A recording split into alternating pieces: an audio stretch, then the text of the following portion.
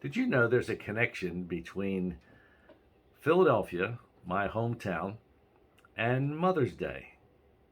Well, stick around for a few moments and I'll tell you what it is. Hi, I'm John Kuert, the pastor at Alpha Assembly in Clarion, Pennsylvania.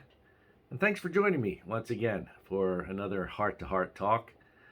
These little messages on a daily basis are intended to be an encouragement or just give you a little insight, like I'm going to share with you today, that will be uplifting and encouraging in your spiritual life, spiritual walk. Well, it was a woman named Anna M. Jarvis who first suggested the national observance of an annual day honoring all mothers because she had loved her own mother so dearly.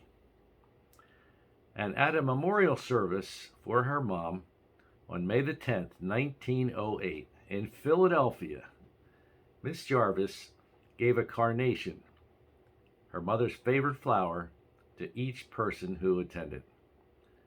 Well, within the next few years, the idea of a day to honor mothers gained popularity. And Mother's Day was observed in a number of large cities in the United States. On May the 9th, 1914, by an act of Congress, President Woodrow Wilson proclaimed the second Sunday in May as Mother's Day. He established the day as a time for public expression of our love and reverence for the mothers of our country. And so began the holiday of Mother's Day. It's a day to reflect. If your mother is still alive, it's a day to bless her and say thanks. If your mother is not, it's a day to praise God for the gift He bestowed to us in the form of our mother. And in honor of this day, I'd like to just share a few things about mothers and the impact that they have on our lives. I don't think we ever fully understand or appreciate the many ways that they touch our lives. Some great men in history have expressed how they feel and how important their mothers were, like Abraham Lincoln, the 16th president of the United States. He said, "All that I am or hope to be, I owe to my angel mother." Dwight L. Moody, the famed evangelist, he declared, "All that I ever accomplished in life, I owe to my mother." And Napoleon, of all leaders, who was elected the Emperor of France on May the 18th, 1804, said, "Let France have good mothers, and she will have good sons." Irma Bombeck said this: "The easiest part of being a mother is giving birth. The hardest part is showing up for it each day."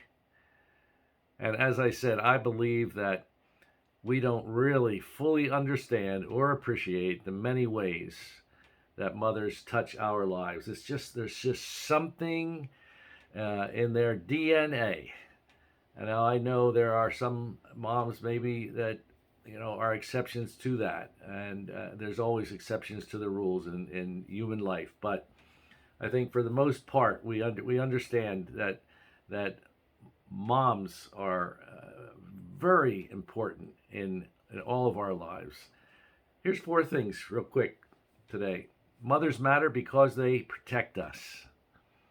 You remember the story of Moses and how he was born at a time when the children were supposed to be slaughtered, everyone under 2 years of age. And instead, Moses' mother hid him in the bulrushes, and he was spared and grew up to be the great leader in Israel.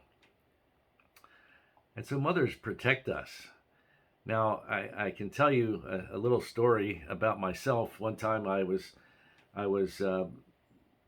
talking with another kid, and I was getting into a little bit of a fight, and I called him a bad word, and then he chased me all the way home. And I ran into the house thinking, boy, I finally made it to safety. And my mother came to the front door and asked the boy, "What happened? What are you chasing my son?" and he said he called me this bad word, and I wished I would have allowed that boy to catch up with me, because my mom had some pretty interesting things. But you know what? Even though I got some punishment there, it was done in love, and it was to protect me from becoming the kind of person that would be a detriment to society. And so our moms, they protect us. Mothers matter because they provide for us.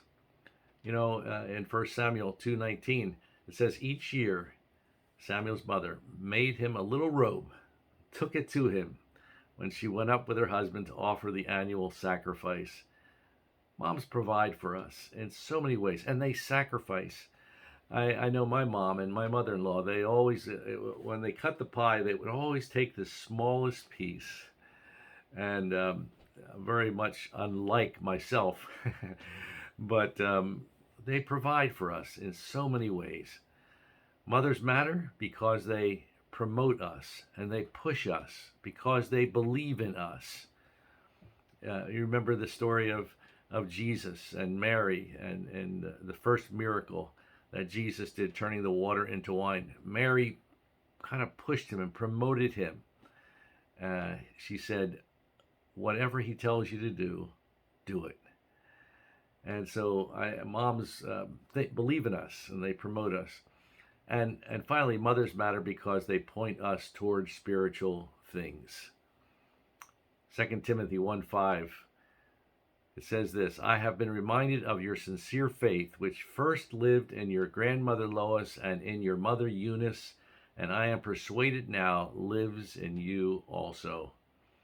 And in 2 Timothy 3:15, Paul wrote this: and how from infancy you have known, he was talking about Timothy, the Holy Scriptures, which are able to make you wise for salvation through faith in Jesus Christ. And so our moms, very often, who have a tendency toward relationships, and I think especially toward spiritual relationships, and they pass it down. They pass their faith down to us. And someone asked the question, how do you pass down the faith? Well, you have to experience it first.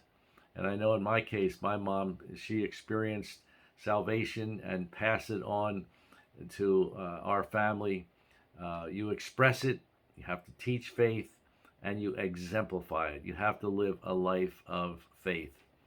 And so on this weekend, where we are honoring mothers, I hope and pray that you will have a great holiday, and that you will be blessed, and that you will enjoy the day.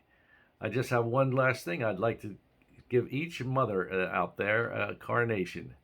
So if you do not have a church, or you do not have a family, here's a carnation from me to you in this heart to heart. That comes from my heart to your heart. So God bless you today. And again, if you would like to visit us at Alpha Assembly at 499 Grand Avenue Extension in Clarion, Pennsylvania, just about a mile down from the campus of Clarion University, we'd love to have you, 10:30 a.m. Sunday mornings.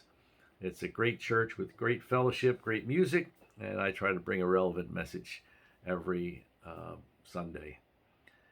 Well, that's it for today. God bless you. Have a great weekend with your loved ones, and may God bless us as we continue on. Bye.